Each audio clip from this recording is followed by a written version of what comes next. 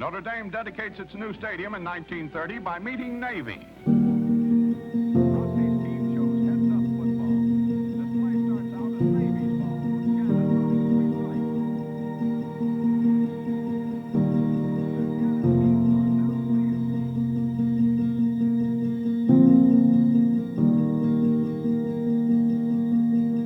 When the London Gateway acquired Chesterton's library, I asked if I could be somehow involved and in some way participate and make the connections between Chesterton in London and Fleet Street and the South Bend campus at Notre Dame. He was here for 6 weeks, from the 8th of October until the 15th of November, and he gave 36 lectures in all. We're here today where Chesterton was in 1930.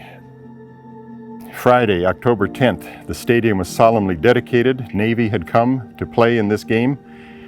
20,000 people were present, and here is a famous story as recorded by Arthur Hope in his book, Notre Dame 100 Years.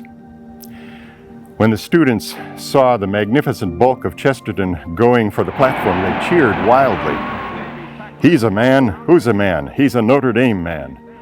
Chesterton turned nervously to Mangan, the chauffeur, and said, "My, they're angry." "Angry?" exclaimed Johnny. "Golly, man, they're cheering you." He's finally brought down, but he's over by that time, and Notre Dame's dedication game is a complete success as the Irish ramble to a 26-2 victory. One of his ambitions before leaving America was to write a poem worthy of Our Lady's University.